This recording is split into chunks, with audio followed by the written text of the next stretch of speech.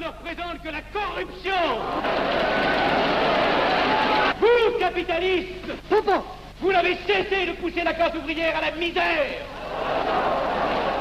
Et vous, communistes, vous avez cessé d'exploiter cette misère voulue par les capitalistes.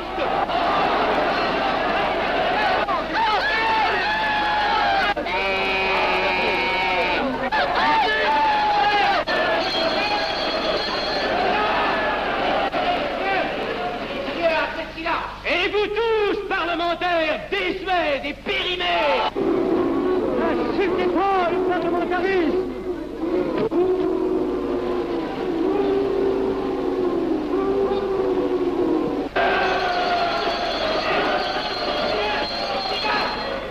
Messieurs, je vais lever la séance. Continuez, monsieur Gasset. Messieurs, je n'ai plus rien à dire. J'ai eu conscience de vous dire quelques vérités, peut-être désagréables, mais utiles. Non, ce ne sont pas quelques interruptions qui m'arrêteront. La communauté française ne se bâtira pas sur le conflit de la vieille bourgeoisie égoïste et du peuple affamé. C'est pourquoi je ne voterai pas ce projet qui donne satisfaction au capitalisme international et serait le bon prétexte pour les communistes à accentuer nos divisions. Je ne le voterai pas. Je serai sans doute le seul à ne pas le voter, car il semble que par une étrange aberration, la Chambre tout entière soit prête comme toujours à trahir l'intérêt français au bénéfice de certains intérêts internationaux très particuliers.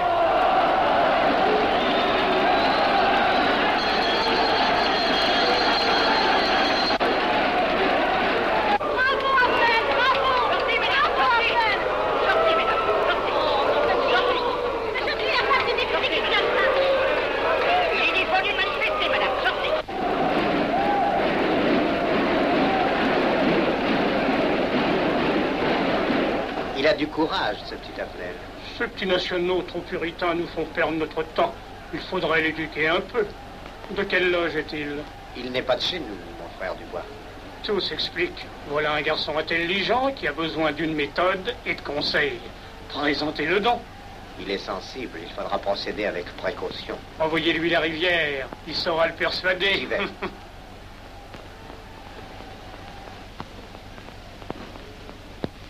Mon cher vénérable, nous avons un service à vous demander. Enfin, dis donc, je vous suis tout dévoué.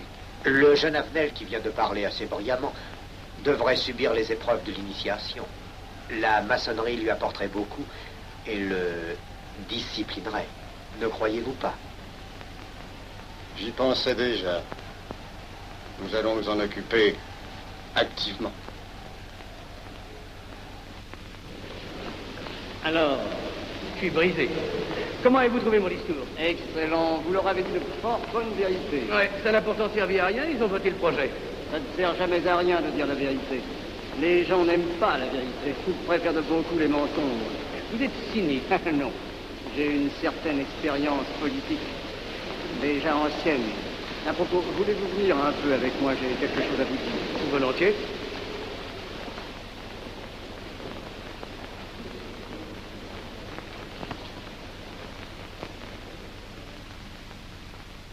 Oui, voyons, je voulais vous dire, si nous reprenions notre conversation sur la franc-maçonnerie, vous m'avez dit l'autre jour que vous étiez curieux de connaître cette association. Ah oui, on en dit tantôt du bien, tantôt du mal. Je vous avoue que je n'aime pas beaucoup les sociétés secrètes. La franc-maçonnerie n'est pas une société secrète. C'est une société discrète. Pourquoi éprouves-tu tant de répugnance à me voir entrer dans la franc-maçonnerie? Cette association me semble suspecte. Il ne doit y avoir que des arrivistes là-dedans. Non, voyons, sont peut-être aussi des braves gens animés d'un idéal sincère. Le texte qu'ils m'ont donné est rempli de bonnes idées. Tu me diras que ce n'est qu'un programme affiché à l'entrée, mais il me paraît loyal.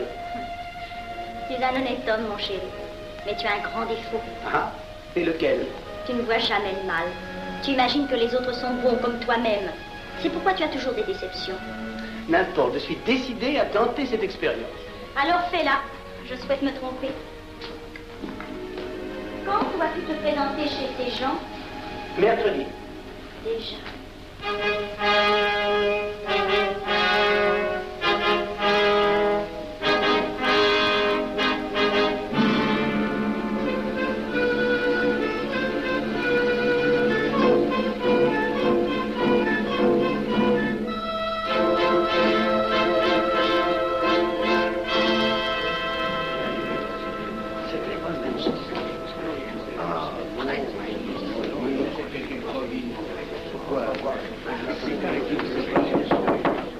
Mes frères, les travaux reprennent force et vigueur.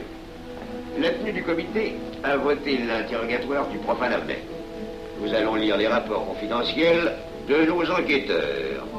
Pierre Avenel, né en 1902 à Laval, a fait sa première communion. Oh, mon frère, vous en prie. Mais déclare ne pas pratiquer régulièrement. A même cessé de fréquenter l'église. Très bien. Mais s'avoue spiritualiste.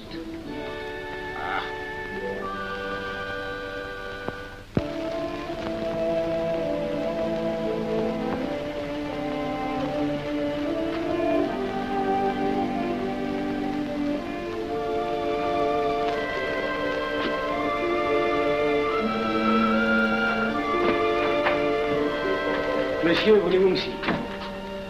Permettez-moi de vous bander les genoux. Mes frères, le profane Avenel, qui nous est recommandé par notre frère Gainsbourg, vice-président de la Chambre, est député. Cela ne nous impressionne pas. Nous devons surtout examiner ce qu'il pourra apporter à la franc-maçonnerie. Il nous faut des gens qui servent notre ordre et contribuent à sa puissance. Pour l'instant, il paraît afficher des idées nationales un peu trop absolues. Mais enfin, je voudrais vous prévenir d'une chose.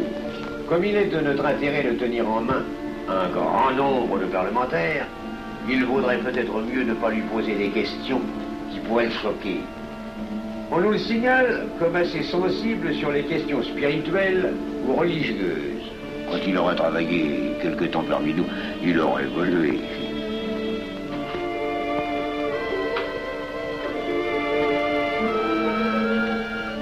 Voilà, le silence le plus absolu, mes frères. Qui frappe ainsi régulièrement à la porte du temple? C'est un profane qui demande à être interrogé, vénérable maître.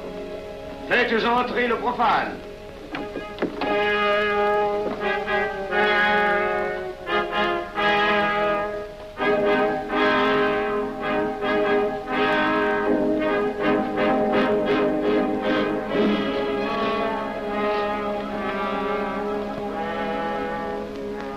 Monsieur, vous avez déclaré vouloir faire partie de la franc-maçonnerie. Mais nous désirons savoir qui vous êtes. Nous allons donc vous interroger sur vos sentiments, vos croyances, vos idées politiques. Répondez-nous sans vous troubler, mais en nous disant la plus stricte vérité. Consentez-vous à cet interrogatoire? J'y consens. Monsieur, croyez-vous en Dieu? Et pourquoi? Il semblait être déçu par ce premier contact avec la maçonnerie. Mais l'interrogatoire est assez pénible. J'ai dû paraître ridicule. Vous vous trompez. D'autres qui sont passés avant vous ont moins bien répondu. Vous avez été reçu avec une majorité convenable, 16 voix contre 10. Comment, j'ai eu 10 voix contre moi? Non, non. 2 seulement. 2. Mais les voix d'opposition comptent pour 5. Ah, un opposant de plus, et vous étiez blackboulé. La maçonnerie est difficile sur le choix de ses candidats. Pas assez, mon cher, pas assez. Je dois même vous avertir que lorsque vous serez en loge, vous serez déçu. Le milieu maçonnique est épouvantablement médiocre. Vous verrez que vous nous apporterez plus que vous ne recevrez. Mais ces rites dont vous m'avez parlé, ces initiations mystérieuses... De bêtises. Il y en a qui y attachent un certain sens symbolique. La plupart des maçons ritent eux-mêmes de ces vieilles pratiques désuètes. Seulement le jour de votre initiation, tenez-vous bien, les épreuves de la cérémonie ne sont pas commodes.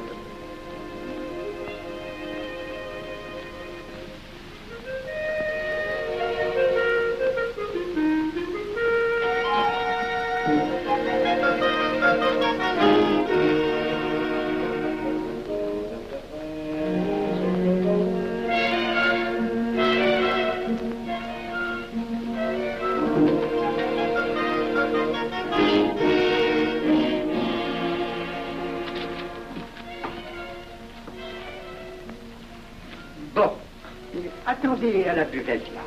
On viendra vous chercher. Alors, mais c'est entendu, mon cher, je m'occupe de ton affaire. Tu peux compter sur moi. Mais c'est entendu, excuse-moi, la tenue va commencer, je suis un peu en retard. Viens, viens.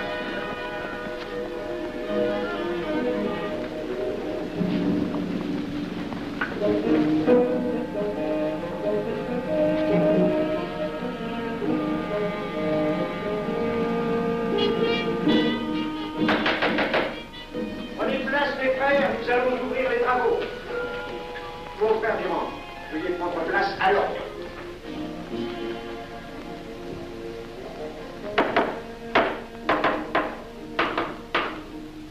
Frère premier surveillant, êtes-vous franc-maçon? Mes frères me reconnaissent comme tel, vénérable maître. Frère second surveillant, quel âge avez-vous? 3 ans, vénérable maître. Frère premier surveillant, quel est le premier devoir d'un surveillant en loge? Vénérable maître, c'est de s'assurer que le temple est couvert. Veuillez vous en faire assurer par le frère couvreur.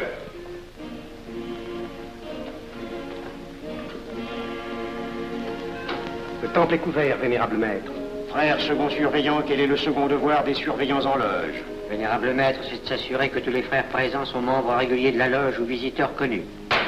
Debout, et alors, mes frères.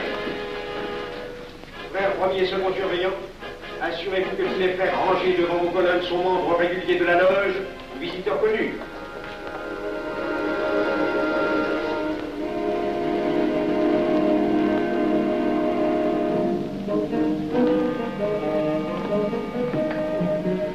Vénérable maître, les frères qui décorent l'une et l'autre colonne sont membres réguliers de la loge ou visiteurs connus. Il en est de même à l'Orient. Frère premier surveillant, à quelle heure les francs-maçons opèrent-ils leurs travaux? À midi, vénérable maître. Quelle heure est-il, frère second surveillant? Il est midi, vénérable maître.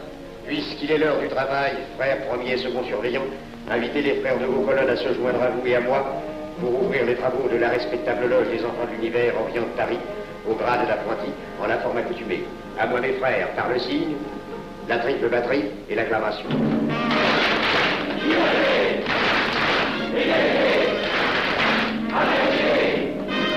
Prenez place, mes frères, les travaux sont ouverts. Mes frères, l'ordre du jour appelle l'initiation du profane Avenel. L'atelier a voté dans une précédente tenue la mission du dit profane. Nous allons donc ce soir le recevoir solennellement. Mon frère couvreur, veuillez aller chercher le profane Avenel qui a écrit son testament philosophique dans le cabinet de réflexion.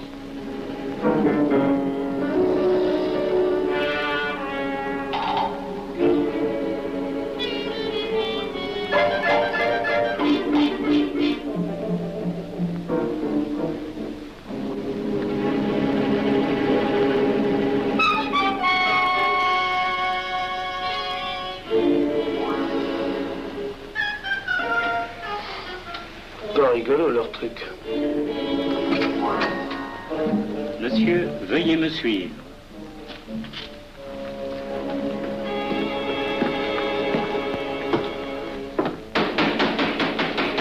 Qui frappe ainsi régulièrement à la porte du temple? Vénérable maître, c'est un profane qui demande à être reçu maçon s'il en est juste digne. Frères, armez-vous de vos glaives. Faites entrer le profane.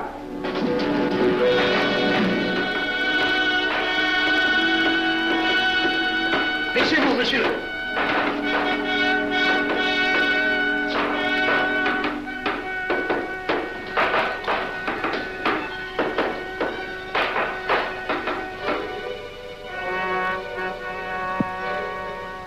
Monsieur, cette épée que vous sentez sur votre poitrine est toujours levée pour punir le parjure. Elle est le symbole du remords qui déchirerait votre cœur si vous deveniez traître à la société dans laquelle vous voulez entrer. Est-ce de votre propre volonté, en pleine liberté, que vous vous présentez parmi nous? Oui. C'est une institution qui ne procède que d'elle-même. Elle prend sa force dans la raison. Persistez-vous toujours dans vos intentions?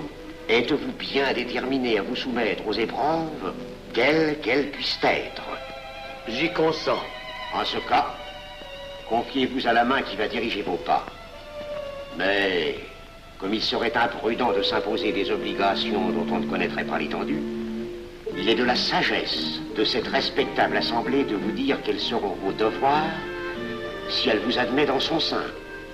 Le premier est un devoir absolu de secret sur tout ce que vous pourrez entendre et découvrir parmi nous, ainsi que sur tout ce que vous verrez et saurez par la suite.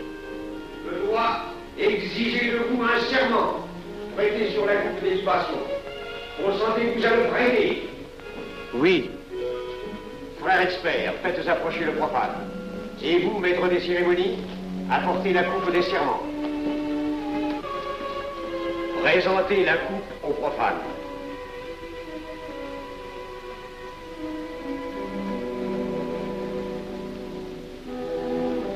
Prononcez avec moi le serment.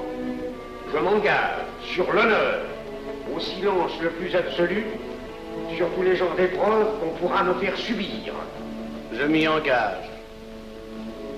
Vous devez connaître toute l'importance d'un serment. Si jamais vous manquiez à une parole aussi solennellement donnée, buvez. Buvez! Buvez! Que ce breuvage amer soit pour vous le symbole de l'amertume et du remords que laisserait dans votre cœur le parjure qui aurait souillé vos lèvres. Frère expert, emparez-vous du profane et faites-lui faire son premier voyage.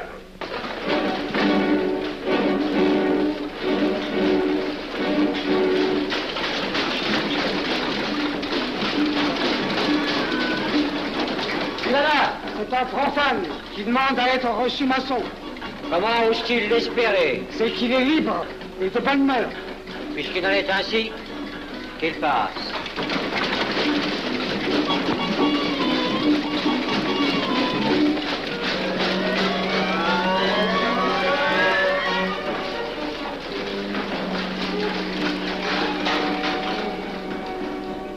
Monsieur, le voyage symbolique que vous venez de faire est l'emblème de la vie humaine. Le bruit que vous avez entendu figure les passions qui l'agitent. Les obstacles que vous avez rencontrés peignent les difficultés que l'homme éprouve et qu'il ne peut vaincre ou surmonter que grâce à l'aide qu'il trouve dans ses semblables. Frère expert, faites faire le deuxième voyage.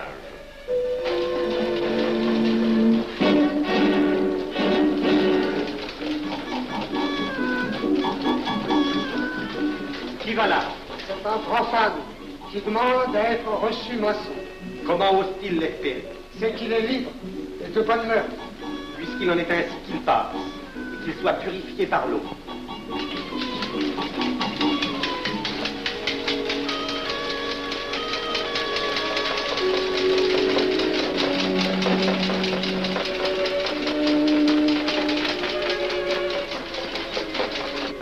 Monsieur, nous avons procédé à l'épreuve de l'eau qui représente l'épuration de votre esprit naissant à la vie maçonnique. Votre cœur doit être limpide comme l'eau pure. Frère expert, faites faire le troisième voyage.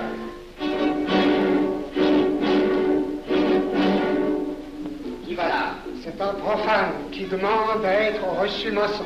Comment ose-t-il l'espérer? C'est qu'il est libre et de bonne mœurs. Puisqu'il en est ainsi qu'il passe par les flammes.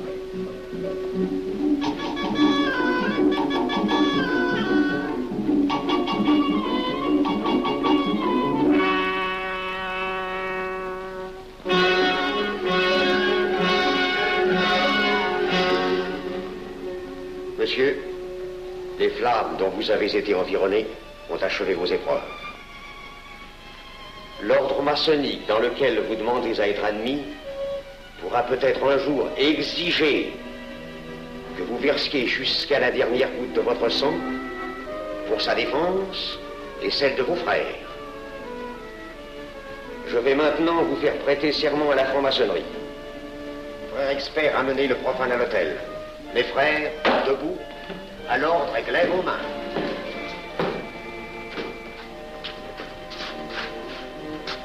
Moi, Pierre Avenel. Moi, Pierre Avenel. De ma propre et libre volonté. De ma propre et libre volonté. En présence de cette respectable assemblée de maçons. En présence de cette respectable assemblée de maçons. Je jure et promets solennellement. Je jure et promets solennellement. De ne jamais révéler aucun des mystères de la franc-maçonnerie qui vont m'être confiés. De ne jamais révéler aucun des mystères de la franc-maçonnerie qui vont m'être confiés. Quelle idée saugrenue ton mari a-t-il de se faire recevoir franc-maçon? Je lui ai déconseillé tant que j'ai pu, mais tu sais comme il est entêté. Il va se trouver dans un milieu d'arrivistes si médiocre. On l'a pourtant bien prévenu. Pourvu qu'il ne lui arrive rien. Il y a tant d'histoires qui courent sur le compte de ces sociétés secrètes. Ne t'inquiète pas, Pierre. Il saura se tirer d'un mauvais pas. Prudent. Pas assez. Monsieur, le serment que vous venez de prêter ne vous donne-t-il aucune inquiétude? Consentez-vous à le renouveler lorsque vous aurez reçu la lumière? Je le renouvellerai. Mes frères, nous allons donner la lumière aux profanes. Frère couvreur, préparez-vous à accomplir votre office. Que la lumière lui soit donnée à mon troisième coup de maillet.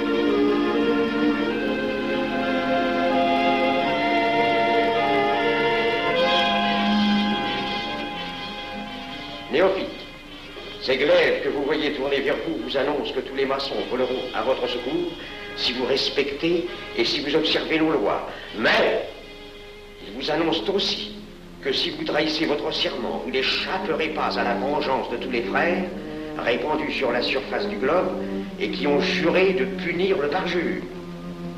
Le jurez-vous, mes frères? Nous le jurons.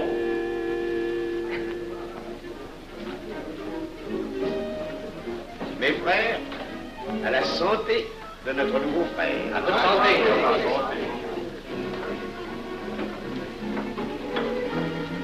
Mon très cher frère, qu'est-ce que vous pensez de cette soirée? Eh bien, c'est curieux. Cette cérémonie est très impressionnante. Mon cher frère, pourrais-je vous laisser ma carte au cas où vous auriez besoin de mes services? Je vends de tout, de la bonneterie, des chaussures, du savon à des prix invraisemblables. Tu permets, mon cher Lévi-Stein? Je t'en prie. Mon frère Avenel, nous allons bientôt vous mettre à contribution. Oui, un de nos amis de notre loge voudrait un bureau de tabac. Le Grand Orient est submergé de monde en ce moment. Avec vous, ça ira peut-être un peu plus vite. Volontiers. Je vous remercie. Ah, dans quelque temps, je vous parlerai aussi d'une autre affaire. Depuis plusieurs années, j'ai droit à la Légion d'honneur. Je ne m'en suis jamais occupé, je n'ai pas voulu déranger nos amis pour ça, on leur demande déjà tellement de choses, n'est-ce pas? Vous m'aiderez? À votre service. Merci beaucoup. Alors, on nous voit. Ah non, pas comme ça. Voyez-vous, des petits coups secs avec le pouce, là, comme ça. Pam, pam, pam. Essayez. Pam, pam, pam. Et ben voilà. Avec ce signal-là, on ouvre toutes les portes.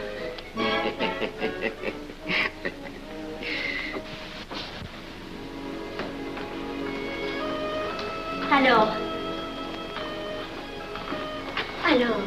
content? Bon. Tu as l'air contrarié. Oh non. Déjà déçu? Pas encore. Tu me raconteras la séance. Ah, j'ai juré de ne rien dire. Même à moi? Écoute, c'était pas ridicule. C'était étrange.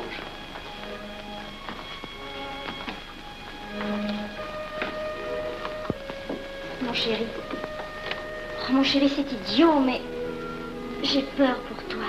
Qu'est-ce que tu veux qu'il m'arrive? Oh, grand.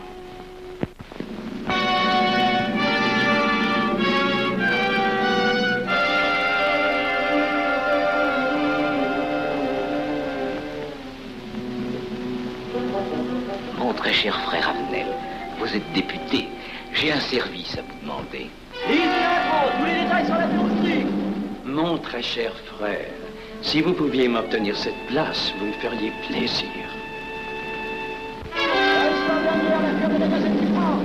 Mon cher, donnez donc un coup de téléphone au préfet, qu'il m'ôte cette contravention. Demandez la liberté, le scandale fascinateur.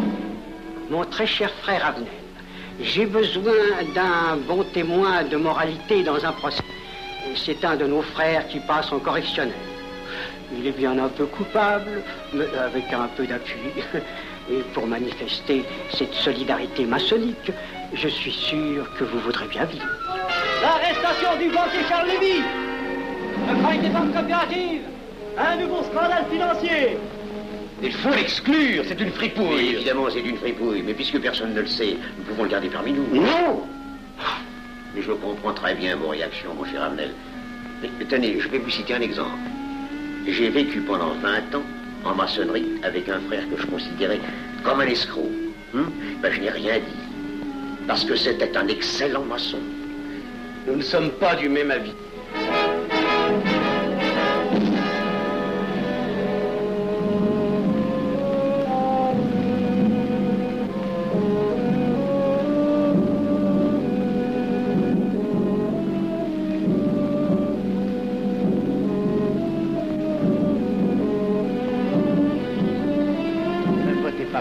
Pourquoi? C'est un adversaire de la maçonnerie. Mais son projet est excellent. Qu'importe, il nous dessert. Vous n'avez pas l'air de mon ami. Non. Non, non et non, je ne ferai pas ce que vous voulez. Je vous demande de vous conformer à la discipline républicaine. La discipline républicaine et maçonnique. Je sais ce que c'est, allez, c'est une canaillerie. Mon frère, ne laissez pas vos paroles dépasser votre pensée. Oh, ne croyez pas que je suis en colère, non, j'ai tout mon sang-froid au contraire. Et c'est pour ça que je ne voterai pas cette loi unique. Vous détruisez ce pays en l'empoisonnant doucement. Avenel, vous ne parlez pas sérieusement. Mais vous ne comprenez donc rien.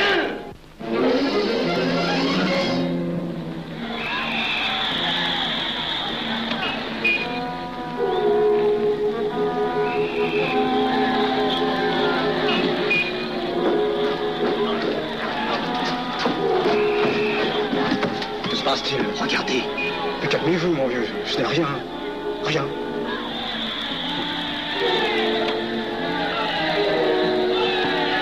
Que croyez-vous qu'on doit faire? Rien. Surtout rien. Pas de pareil cas que t'attends. Et croyez-moi, il n'y aura pas d'incident. Tous ces gens vont rentrer se coucher. Ils sont fatigués de crier.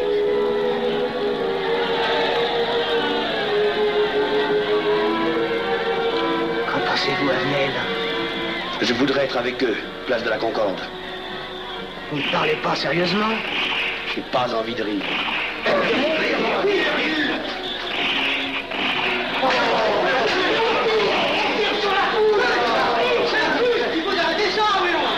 Il faut arrêter ça.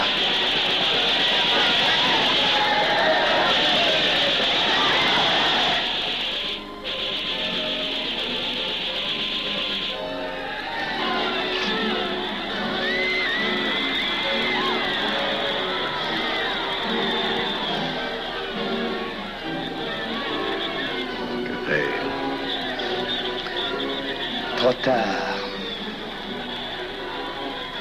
On tire encore. Coup de feu.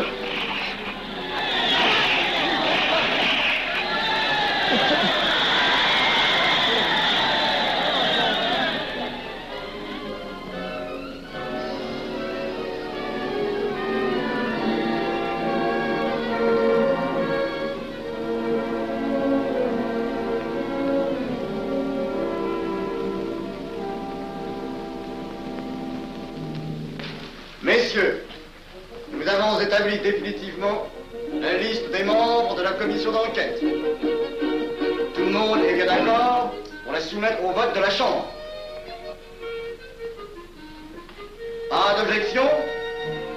Le projet est accepté à l'unanimité. La séance est levée.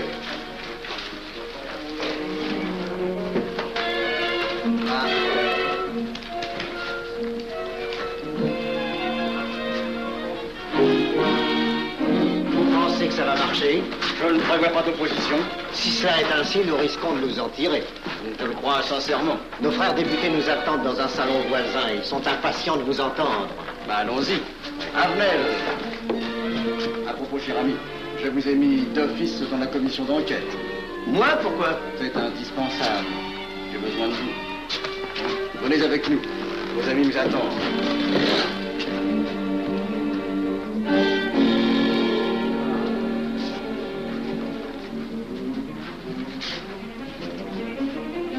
Mes frères, puisque nous sommes entre nous, je puis vous dire bien confidentiellement que nous allons traverser ces événements graves sans trop de dommages.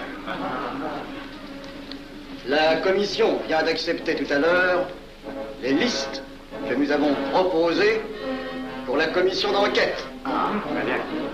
Beaucoup de nos adversaires en font partie, mais dans l'ensemble, les maçons sont encore en majorité. Rassurez-vous donc, ni la République ni la maçonnerie ne sont perdues.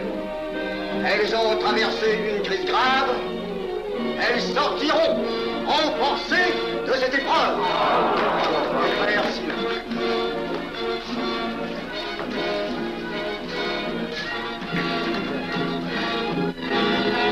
Demandez l'anti-Marfond, le scandale de la commission d'enquête. Demandez l'anti-Marfond, le scandale de la commission d'enquête. Vous me demanderez successivement le Quai d'Orsay, la Banque de France, l'état-major, le secrétaire général du Parti radical socialiste, le temps et les usines d'aviation Guerlain. Bien, monsieur.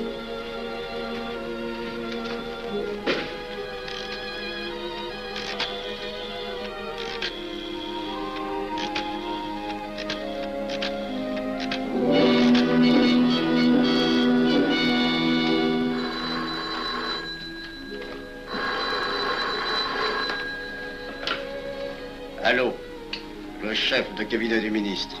Allô? Mais oui, passez-le moi. Lui-même, à vos ordres, mon très cher ami. Je ne peux rien vous dire par téléphone. Il pleut. Vous me comprenez? À merveille. Alertez tous nos amis à l'étranger. Qu'en aucun cas, on ne parle de nous. Silence. Compris. Allô, ici Général Maisonnat. À vos ordres, mon cher Larivière. Je compte sur vous, mon cher général, pour que l'armée ne varie pas politiquement. Elle doit rester divisée, avant tout. Ne craignez rien, j'ai déjà procédé à des changements importants. Tous les officiers suspects d'être contre nous ont été éloignés de Paris et séparés les uns des autres. Mes frères, il est indispensable de franchir cette mauvaise passe. Il ne faut pas trop de mouvement de bourse. N'est-ce pas, mon frère sous-gouverneur? Nous maintiendrons la monnaie. La presse de droite doit essayer d'attaquer la presse de gauche. Pendant quelque temps. Pour donner le change. C'est entendu.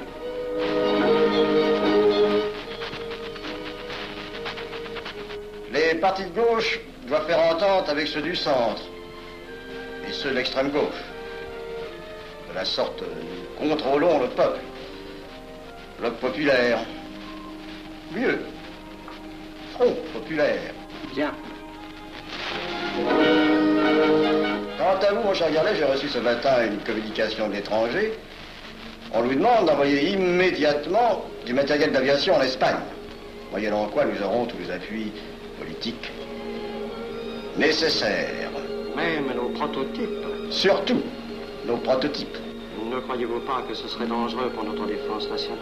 Faites ce que je vous dis.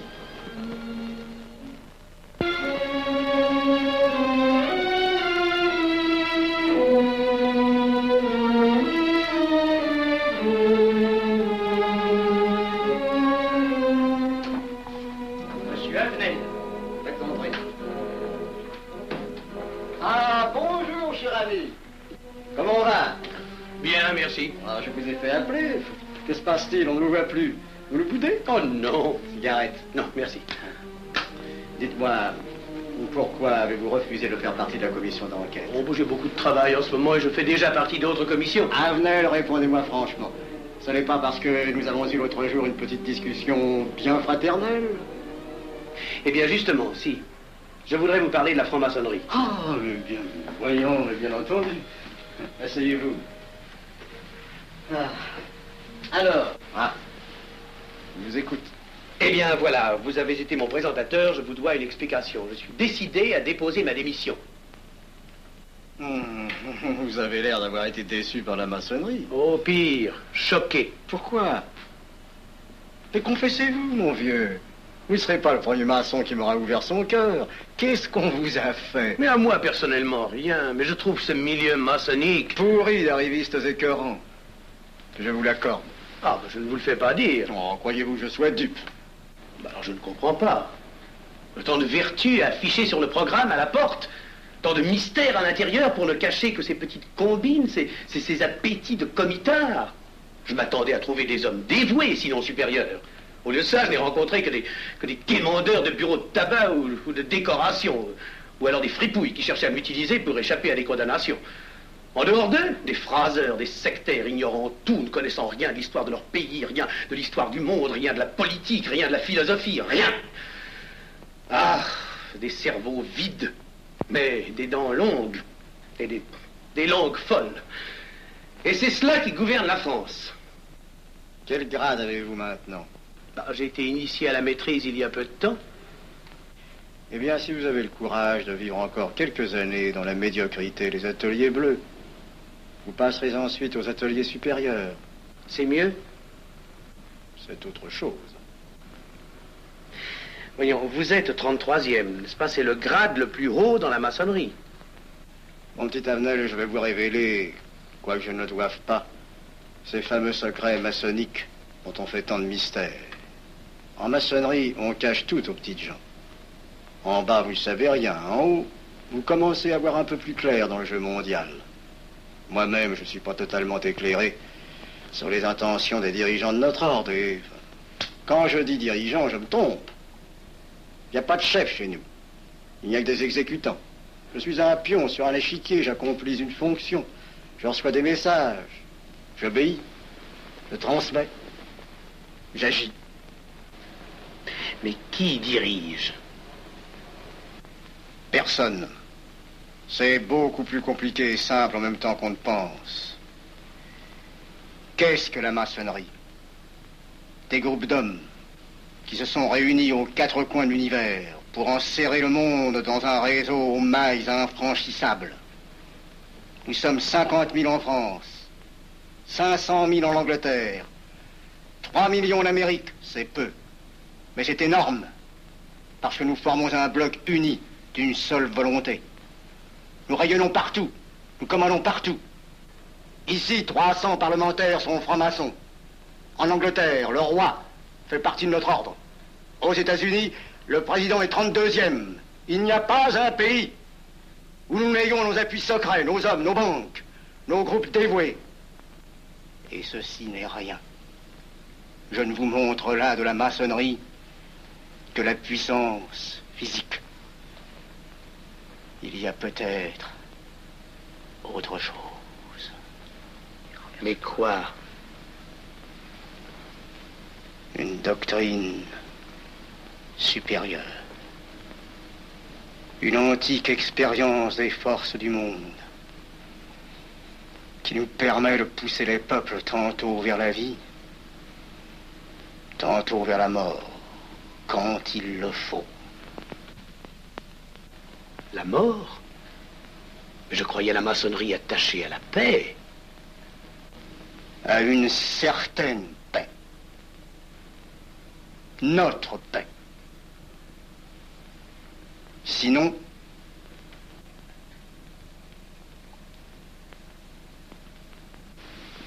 alors, cette démission? Je vais réfléchir.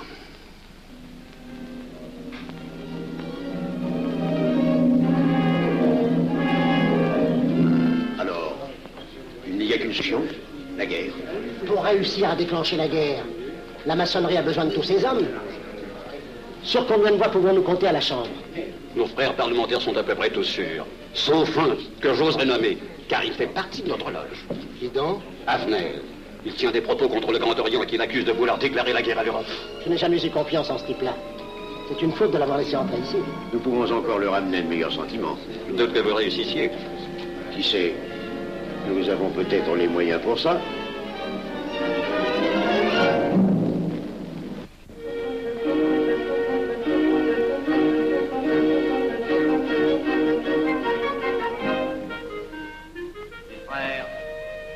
L'aviation allemande n'a pas d'appareil.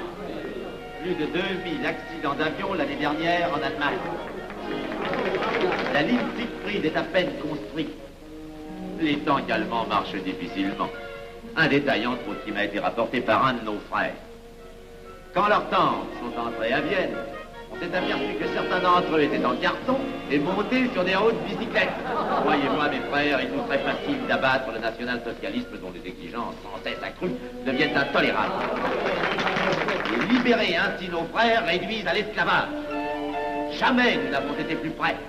En 15 jours, nous réglerions le sort de l'Allemagne. Notre loi régirait l'Europe définitivement. Notre victoire est sûre. C'est faux. C'est faux. Silence. Ce que dit cet homme est faux. Mon frère, je vous rappelle alors, vous n'avez pas la parole. Je le sais. Je suis député et membre de la commission de la défense nationale. Je ne peux pas laisser se prolonger un discours aussi manifestement erroné. L'appréciation de monsieur... De notre frère, Liechtenstein. Oui, si vous voulez. Sur l'état de l'armée que possède l'Allemagne sont des mensonges. Et ajouter foi serait de la stupidité. Mais pourquoi vouloir une guerre entre l'Allemagne et la France? Mon frère, vous n'avez pas la parole. Peu m'importe. Mais je tiens à dire qu'aucun motif réel de conflit ne peut être invoqué. Vous le direz tout à l'heure, après l'exposé de notre frère. Non, je la dirai immédiatement, avant d'entendre des stupidités bellicistes. Mais vous tous, maçons, vous poussez à la guerre.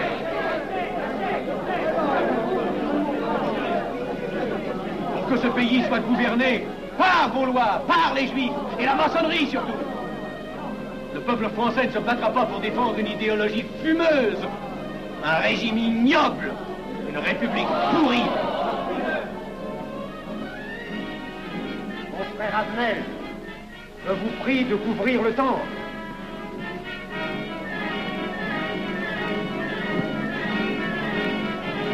Vous êtes tous des menteurs et des faussaires. Tout chez vous n'est qu'une sinistre comédie.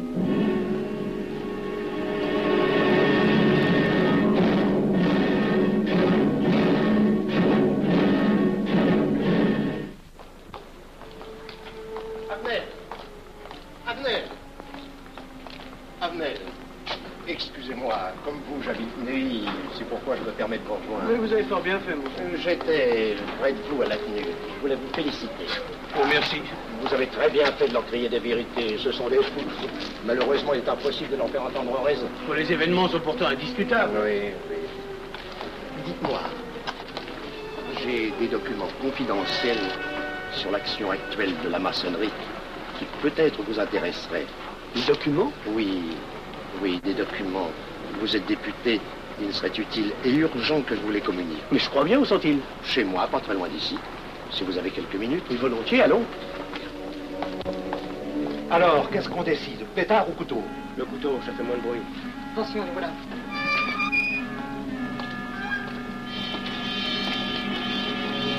Un instant, je vais voir si...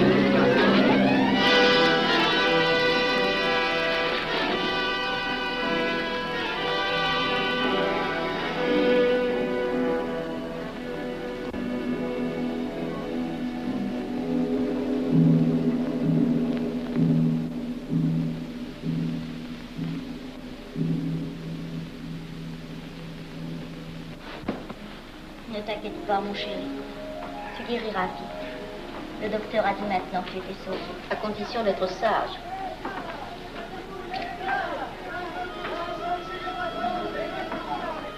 Qu'est-ce qu'on entend? C'est la mobilisation générale, mon chéri. Quoi, la mobilisation? Ne t'agite pas, je t'en supplie. Je n'aurais pas dû te le dire, mon Dieu.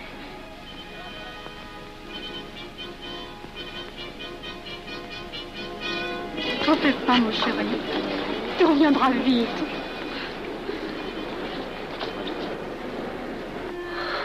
Les brutes. Ils sont arrivés. Ils ont réussi à déclencher leur guerre. Ne bouge pas. Tes plaies sont à peine fermées. Si j'étais pas tombé sous les coups de ces criminels, j'aurais peut-être pu arrêter ça. Mais non, tu n'aurais rien pu empêcher, mon chéri. Ces hommes sont plus forts que toi. Ils ne t'auraient pas manqué.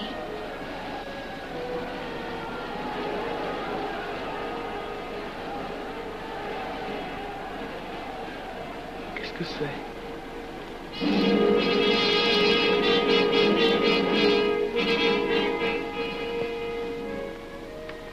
Les malheureux. S'ils savaient ce que je sais.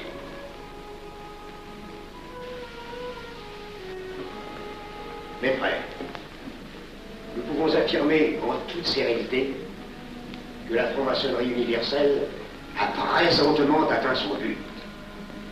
Cette guerre qui est la nôtre est déclarée. Elle doit aboutir au triomphe de notre ordre. Il importe que le monde soit définitivement gouverné selon nos méthodes et par nos idées. Debout et alors. Frère premier surveillant, à quelle heure ferme-t-on les travaux? À minuit, vénérable maître. Quelle heure est-il, frère second surveillant? Minuit, vénérable maître. Puisqu'il est minuit et que nous avons accompli notre œuvre, je déclare les travaux clos à mon maillet. Retirons-nous en paix, mes frères, sous la loi du silence.